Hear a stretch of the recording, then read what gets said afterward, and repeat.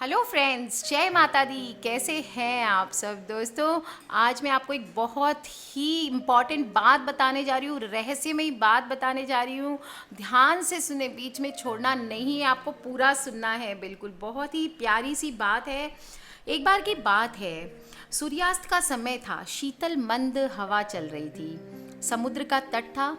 राम सेतु के पास में भक्तराज हनुमान अपने प्रभु भगवान श्री राम के ध्यान में लीन थे। उसी समय वहां न जाने कहां से सूर्यपुत्र शनि आ गए। शनि देव को गर्व था कि वह जहां भी जाते थे उनके भय से सभी देवतागण उनके मार्ग से हट जाते थे तथा उनसे दूर ही रहना पसंद करते थे। उन्हें बड़ा आघात लगा कि उनके मार्ग में राम भक्त हनुमान ध्यान लगाए बैठे हैं और उनके तरफ देख भी नहीं रहे हैं।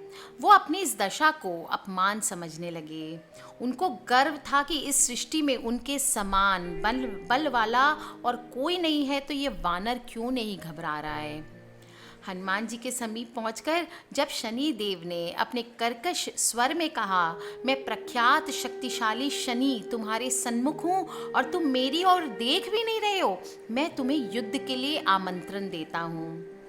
इस पर पवन पुत्र हनुमान ने बड़ी विनम्रता से सूर्यपुत्र शनि से कहा, हे शनिदेव, मैं बहुत वृद्ध हो गया हूँ, बूढ़ा हो गया हूँ और अपने प्रभु का ध्यान कर रहा हूँ। इसमें कृपया व्यवधान न डालें, कृपा पूर्वक आप कहीं और चले जाएं।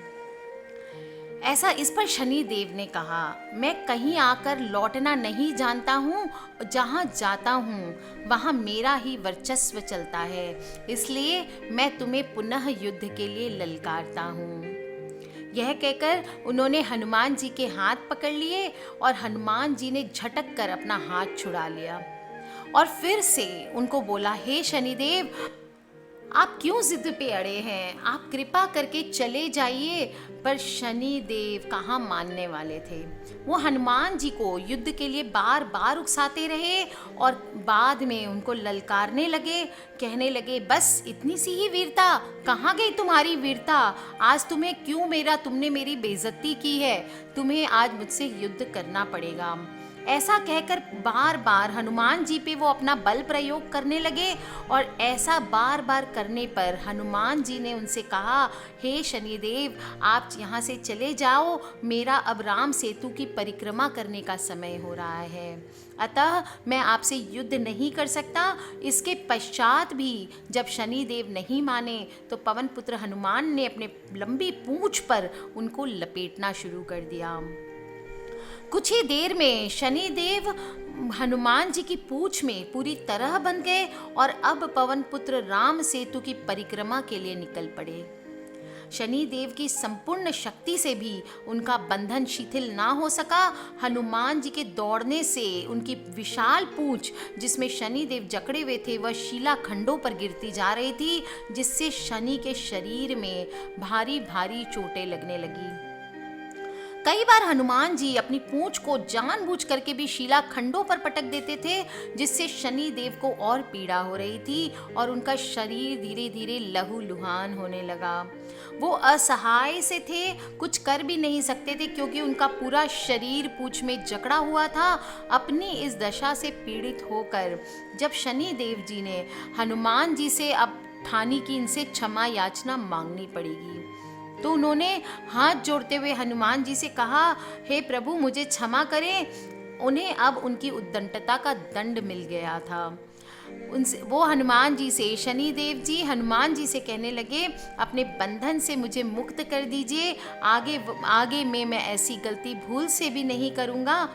इस पर हनुमान जी ने शनिदेव से कहा, यदि तुम मेरे भक्त की राशि पर कभी न जाने का वचन दो तो मैं तुम्हें मुक्त कर सकता हूँ। बोलिए पवन पुत्र हनुमान की जय। इस पर शनि देव ने कहा, हे महावीर, मैं अपने वचन देता हूँ आपको कि आपके भक्तों पर मैं कभी भी दुष्प्रभाव नहीं डालूंगा और ना ही उनकी राशि में आने पर उनको पीड़ित करूंगा। ऐसा कहते ही हनुमान जी ने उन्हें बंधन मुक्त कर दिया। शनि देव का शरीर बुरी तरह से घायल हो चुका था, उनको बहुत ही पीड़ा हो रही थी। वह हनुमान जी के चरणों में पड़कर अपनी देह पर तेल लगाने के लिए मांगने लगे। जब उनकी देह पर अचूक पीड़ा होने लगी, असह्य पीड़ा होने लगी, तब शनि देव ने हनुमान जी से कहा, थोड़ा सा तेल दे दो, मुझे बहुत पीड़ा हो रही है। बुरी तरह वो घायल हो चुके थे और हनुमान जी के चरणों में पड़ गए। तब हनुमान जी ने उन्हें तेल दिया, जिसे उन्होंने अपने संपूर्ण शरीर पे धीरे धीरे हल्के हाथों से मला और कहा कि जो भी व्यक्ति मुझे तेल देगा मैं उसको कभी भी पीड़ित नहीं करूँगा और अपने आशीर्वाद से उसके जीवन को खुशियों से भर दूँगा। दोस्तों, तभी से शनि भगवान को तेल चढ़ाने की परंपरा चली आ रही है। और दोस्तों, शनि जयंती आने वाली है 25 मई को। इस दिन भगवान शनि देव पर तेल चढ़ा करके, बहुत ही बड़ा दिन है दोस्तों, 25 मई, ध्यान रखें, भूल न जाएं। शनि जयंती का अवसर है, शनि भगवान का जन्मदिन है। मैंने आपको उनकी कथा भी सुनाई है कि शनि जयंती के अवसर पर, और भी बता देती हूँ आपको क्या क्या उपाय करने हैं। पर तेल तो आपको चढ़ाना है दोस्तों। हनुमान जी का ध्यान करते हुए शनि देव पर अगर आप तेल अर्पित करेंगे तो ऐसा माना जाता है कि आप पर जो भी संकट मंडरा रहे होंगे वो दूर हो जाते हैं और शनि देवता आप पर प्रसन्न होकर के आपको बम बम कर देते हैं। दोस्तों, इसके अलावा भी आपको पता होगी शनि देव की कुछ बातें। वो सूर्य देव के पुत्र थे शनि देव। इनकी माता का नाम छाया था और यमराज और यमुना माता शनि देव के सौतेले भाई बहन हैं। प्राचीन समय में जब शनि देव श्री कृष्ण की भक्ति में लीन थे, उस समय शनि ने अपनी पत्नी की ओर ध्यान नहीं दिया था, जिससे इनकी पत्नी को गुस्सा आ गया था और उन्होंने उसे शाप दे दिया था कि अब से वो जिसकी ओर देखेंगे वो नष्ट हो जाएगा।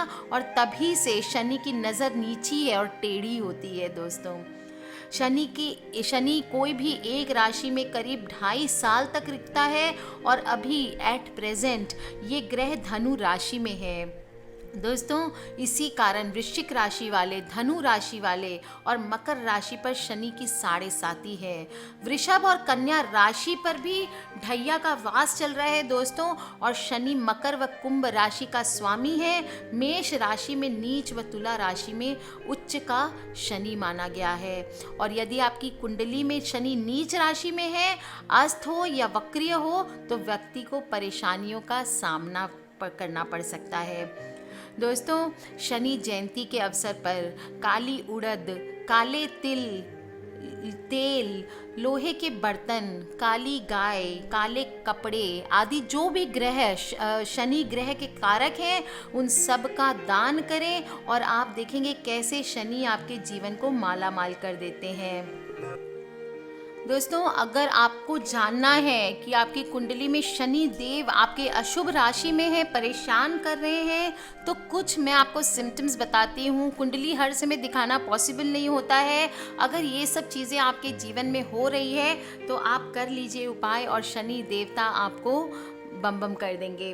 दोस्तों, व्यक्ति अगर नया ज्ञान प्राप्त नहीं कर पाता है, स्टूडेंट्स के लिए बता रही हूँ, अगर पढ़ाई में मन नहीं लगता है और अगर चाह करके भी वो कोई भी सब्जेक्ट में भले वो पढ़ ले तो भी मार्क्स नहीं लेके आ पाते हैं, तो माना जाता है कि शनि का दोष है।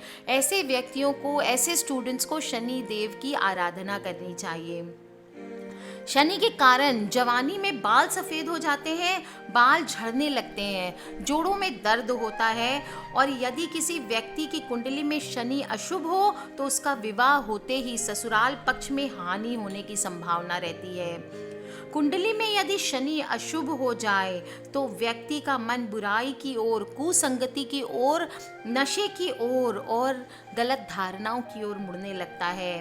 शनि की विपरीत स्थिति होने के कारण व्यक्ति आलसी होता है, कामचोर हो जाता है, उसका मन किसी भी काम में ठीक से नहीं लगता है और इसी वजह से उसकी सफलता उससे दूर होने लगती है। अगर शनि अशुभ स्थिति में हो तो चोरी का आरोप लगने लगता है, व्यक्ति के विरुद्ध केस कचहरी होती है, कोर्ट कचहरी होती है, उसके विरुद्ध जांच बैठ जाती है, कोई दंड या सजा मिलने के भी चांसेस होते हैं। दोस्तों यदि आपके जूते चप्पल बार बार टूट जाते हैं या गुम हो जाते हैं, जूते चप्पलों पे प्रॉब्लम आती किसी भी तरह की, तो ये सब आपके शनि वीक होने के संकेत हैं और अशुभ शनि के कारण ही धन का नाश होता है। कोई भी बीमारी हो सकती है आपको, आपका शरीर कमज़ोर हो जाता है और अगर आप हर समय चिड़चिड़ाते रहते हैं, चेहरे पे हमेशा थकान नज़र आती है, तनाव दिखाई देता है, तो दोस्तों ये सब शनि के संकेत है कि अशुभ शनि आपका चल रहा है। तो कर लीजिए दान के उपाय दोस्तों, तेल चढ़ा दीजिए इस शनि जयंती पर। तो दोस्तों पहले शनि देव की पूजा आज की तरह सभी मंदिरों में होती थी और शनि देव के प्रकोप से बचने के लिए हनुमान जी की उपासना की जाती है। शनि देव ने हनुमान जी को वचन दे दिया था कि जो भी व्यक्ति शनिवार को या जिस भी शनि जयंती के दिन हनुमान जी की पूजा करेगा, स्मरण करेगा, उसको वो कभी भी कोई कष्ट नहीं देंगे। और तब से दोस्तों भक्त सीधे शनि देव के दरबार में जाते हैं, हनुमान जी के दरबार में जाते हैं। दोस्तों शनि देव बहुत ही संतुलित देव है, उनसे दुश्मनी ना मोल लें, उनकी आराधना करें, उनकी पूजा करें और फिर देखें वो कितने बड़े आपके दोस्त बनेंगे और यही शनि की साढ़े साथी आपको बम बम करके जाएगी ज़िंदगी में। दोस्तों सबसे पहले शनि देव, अगर आप अपने बड़े बुजुर्गों माता पिता के रोज चरण स्पर्श करेंगे, उनकी सेवा करेंगे, तो माना जाता है कुंडली में से शनि दोष धीरे धीरे अपने आप दूर हो जाते हैं। जो ऐसा करता है उसे वो बहुत ही शुभ फल देते हैं।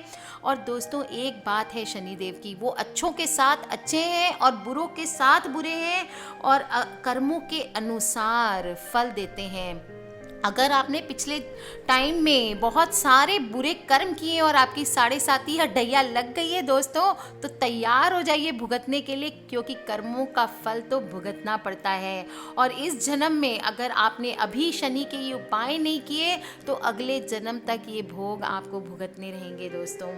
तो दोस्तों नाइंसाफ़ी शनि भगवान को पसंद नहीं है, उनका एक ही उद्देश्य है इंसाफ करना, माता पिता की सेवा करें और शनि को प्रसन्न करने के लिए जो भी दान पुण्य बताए जाते हैं, छाया दान करें, तिल का काले कपड़े का दान करें, काले छाते का दान करें। शनिवार के दिन या शनि जयंती के दिन शाम को 5 बजे के बाद सरसों के तेल में लोहे की कील डालकर दान करें। अगर संभव हो तो पीपल की जड़ में तेल अर्पित करें। ऐसा करने से शनिदेव शीघ्र खुश हो जाते हैं और भक्त की मनोकामनाएं पूर्ण करते हैं। आज के लिए इतना ही दोस्तों, खिलखिलाते रहिए, मुस्कुराते रहिए, अपने फ्रेंड्स और फैमिली से, अपने परिवार वालों से ये इन्फॉर्मेशन शेयर करना ना भूलें, व्हाट्सएप, फेसबुक, जहाँ पे भी हो, क्योंकि हमें नहीं पता एक वीडियो कब किसकी लाइफ बदल दे।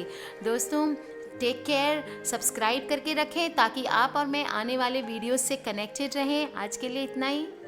जय माता दी।